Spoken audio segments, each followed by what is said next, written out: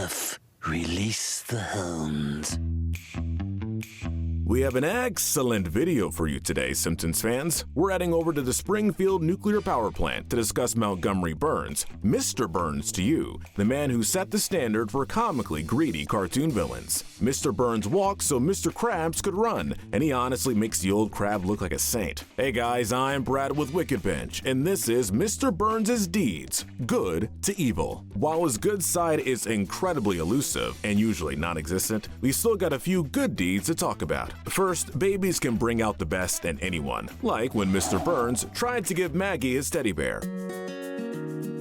The episode, Rosebud, follows Mr. Burns' quest to find his childhood teddy bear, Bobo, after having abandoned it years ago. Over his decades-long journey, Bobo ultimately ends up in the possession of little Maggie Simpson, and this results in Burns spending most of the episode doing everything in his power to get him back. It culminates in them having a rather one-sided tug-of-war over the bear, but Burns relents, not that he had much of a choice, only asking Maggie to take care of Bobo and to not abandon him like he did. Don't make the same mistake I made. Much to his joy, Maggie gives him the bear back, maybe as a way to apologize in advance for shooting him in a later episode. If nothing else, it was nice that Burns just wanted his bear to be happy, even if he spent majority of the episode trying to get him back by ridiculous means. If only Smithers had a pen, he might have actually remembered his promise to only be nice and kind from then on. But he was still sometimes kind, like when he saved Springfield Elementary from debt. In the episode, Grift of the Magi, despite initially turning his back on the financial peril of the school, Burns comes through due to an Ebenezer Scrooge-esque epiphany. Three ghosts end up visiting him, inspiring him to give the school the money it needs to get out of debt. Sure, it took a literal supernatural event to inspire Burns to dig into his incredibly huge stash of cash to save the school, but he still did it, right? It's not going to get him out of the nice list, but it at least gets him a little higher up on the naughty list. For this next one, we actually had to dig pretty far into Mr. Burns' past. Trying to bond with his son is Burns' Bronze Medal of Good. In the episode Burns Baby Burns, it's revealed that Mr. Burns actually has a son from a decades past affair. While he initially wants nothing to do with Larry, he eventually makes a surprisingly genuine effort to bond with him. That said, his comedian son has a lot more in common with Homer than with his old man, much to Burns' chagrin. Sadly, Monty ultimately ends up disowning Larry, but not out of pure selfishness.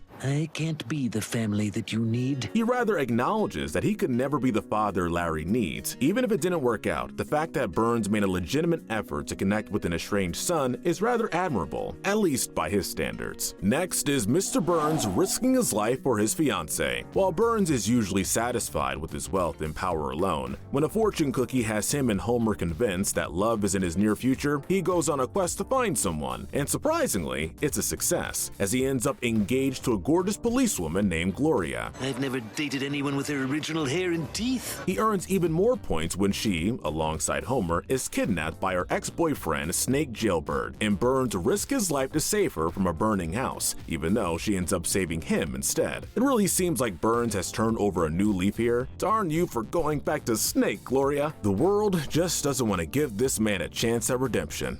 It's alright, Mr. Burns, even though you didn't find love, you always have your relationship with Waylon Smithers. You can't talk about Mr. Burns without mentioning his reliable right-hand man, Waylon Smithers. Like any cartoon villain, Burns often takes advantage of his associates, and while Smithers is by no means an exception, he's unique in that he's always an object of Burns' compassion. As a matter of fact, when Smithers' father died saving Springfield, it was Mr. Burns who took him in as an infant and raised him. Even if it does make Smithers' strong feelings about Burns a little odd in context, it's an incredibly generous act. It's clear that he cares about Smithers and will do anything to keep him in his life. In the alternate ending to Who Shot Mr. Burns, in which Smithers was the one who shot him, Mr. Burns only gives him a 5% pay cut, as opposed to him being willing to have the infant Maggie Simpson arrested. I'm giving you a 5% pay cut. That is a ludicrously forgiving act by his standards. His care for Smithers is by far the closest Mr. Burns has ever come to being a truly decent man, making it an easy choice for the Gold Medal of Good. But now it's time to go from saying Burns to Boo-Earns to talk about the evil deeds. And trust us, there are plenty. If you wrote them all down, it'd probably make a 3-hour video. We'll start with the earliest chronological deed in this section, abandoning his family.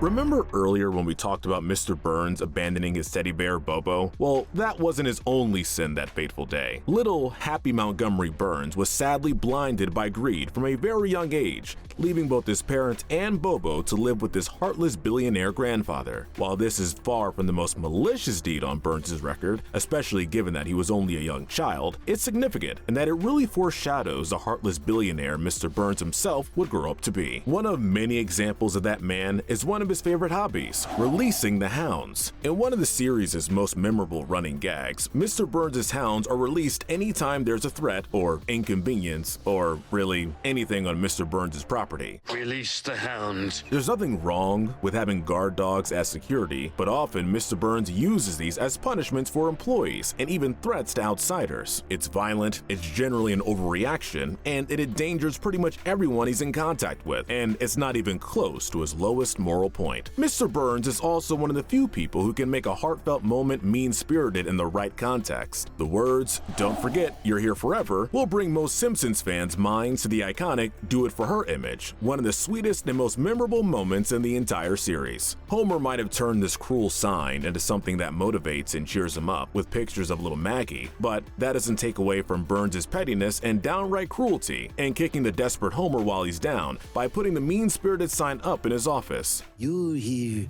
forever. It's not like you're paying him that much anyway, Mr. Burns. He might be greedy and selfish, but Burns actually does want to share his wealth with his heirs, which led to him manipulating Bart. After a near-death experience thanks to a terribly deadly bathtub, Mr. Burns decides it's time to start thinking about where exactly his fortune goes whenever he goes. Resultantly, he chooses Bart as an heir for his mischievous nature, forcing the boy to choose between his own family and an extravagant but heartless billionaire. Excellent.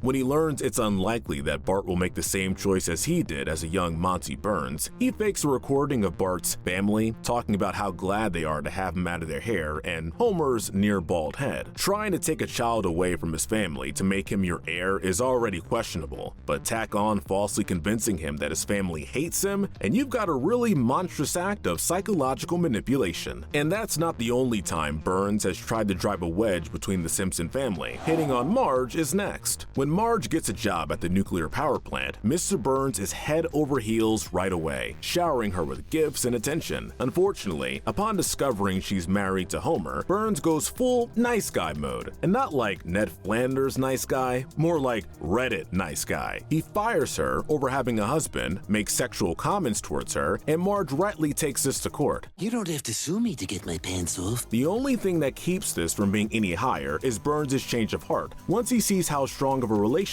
Homer and Marge have. It doesn't change the fact that he was willing to ruin an employee and his spouse's lives just for being married, but it at least has a much more positive ending than most of the deeds that follow. Now we have Mr. Burns' overall treatment of his employees. As a boss, Mr. Burns is, how do you describe it? Think Mr. Krabs minus the semi-fatherly relationship he has with his employees. Also, amp general endangerment of his employees up to 11. Burns blatantly neglects safety guidelines, uses whatever level of violence against them he deems necessary to get them out of his hair, including trapdoors and the aforementioned hound releasing, and sees his employees' rights as expendable at worst and necessary burdens at best. There are a few exceptions, like when he paid for Homer's liposuction surgery when he became too obese to work, but while those moments keep this entry from being any higher, his total disregard for the heart and soul of his empire is still one of his most consistent bad deeds. We aren't in the bottom half, and we're already talking about Burns hitting Bart with his car. Okay, not on purpose, but he sure didn't seem overly concerned about it. When Burns hit Bart with his car, he not only showed minimal concern for his well-being, but his only offer of restitution to the family was $100, barely enough to cover his hospital bills. We can't put this deed any higher since it wasn't intentional, and Burns at least tried to pay the bill, but that doesn't change the fact that he felt no guilt over hitting a child with his car, and was only concerned with protecting his image with as little money spent as possible. Ultimately, he wins the case and doesn't give the Simpsons anything, just in case you mistook his offer as generosity. Finding his bad deeds is easier than taking candy from a baby, which is next, ironically. Usually this would just be an expression, but now Mr. Burns literally tried to take a lollipop from a baby to celebrate the success of an evil plan that we'll definitely get to later, by the way. It would be like taking candy from a baby. Unlike the aforementioned tug-of-war for Bobo's affection, Burns doesn't have any moment of redemption for his actions. He just did one of the most stereotypical evil deeds in the book, and he did it so casually. This is about as on the nose as evil gets, and we've still got a lot to go. You might be wondering if there's any redeeming Mr. Burns, and if you are wondering, the old man and Elisa answered that question with a resounding no, with him intentionally killing sea life. If anyone in Springfield could try and place Mr. Burns on the right path, it'd have to be Lisa Simpson. When Mr. Burns loses everything, he begs Lisa for help to get back on his feet, and she agrees on the condition of him losing his evil ways. Initially, when he opens a recycling plant made out of entirely recycled material, Mr. Burns seemed to have changed, but unfortunately, we can't forget the best part according to him, the animal slurry made with sea life, captured with plastic drink rings and ground into edible paste. It's made from 100%